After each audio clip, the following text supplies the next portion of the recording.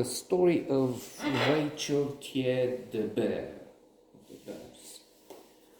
Since it took 10 seconds to read this longer title, I should stop, because 10 seconds is the average spent by viewers on these videos. I looked at some figures, and astonishingly, they stay there on average for 10 seconds. I don't see why. Interesting, even compelling at times story, which in a way, I was thinking maybe it represents the resilience, the courage, the qualities, the gifts of the whole nation, of the whole segment of South Africa. But that's just a thought. It doesn't. I've read quite a long time ago that, and it makes sense that you don't need statistics for that. And besides, who said you have lies, blatant lies and statistics? Statistics can be read in various ways. That the glass is half full or half empty, depending on how you look at it and what you are, a positive or negative type of person.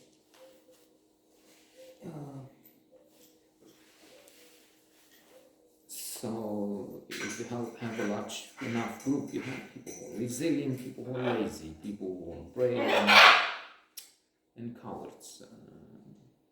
So there's that. But as far as I know, history of births in South Africa is a compelling one. I mean, they fought the English, they being very successful in that, and then worked hard and brought prosperity to Africa to the point where even now, I guess, in terms of GDP per person, industrialization, and big number of industrial economic indicators, if not all, it's far ahead of the rest of the pack. Yes, 1 year, 2 years ago, I was reading in The Economist that Nigeria surpassed South Africa as the number one economy, but then in terms of population, what is it, twice, 3 times, I don't know, the bigger, much bigger. So like China and US, yes, China will surpass, soon has surpassed in PPP per parity, but in terms of standard of living, so much more. It's still a long way. Unless, of course, they choose a shortcut, but there's a clash and influence. So there's that.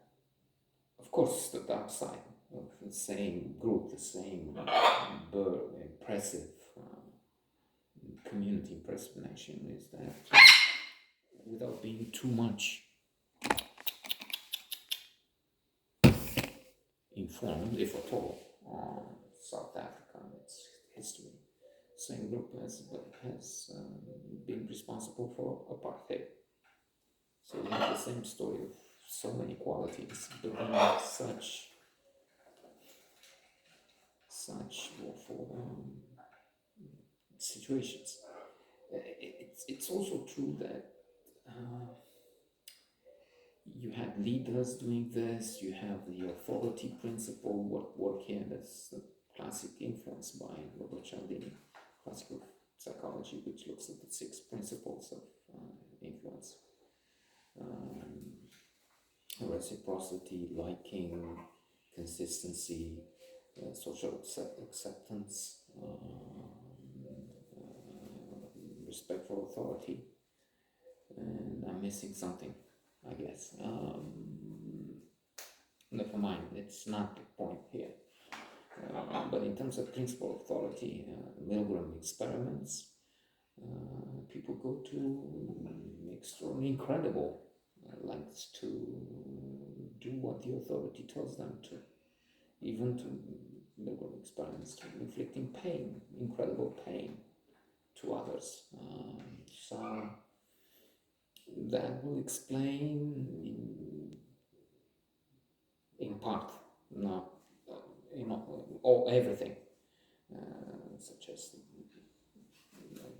obedience shown by Germans in Nazi Germany and other totalitarian regimes. There's also fear, of course. There's respect for authority. So, yes, I don't know. I wonder if it's the Bear family, the famous family with the diamonds, and diamonds are forever. An impressive story.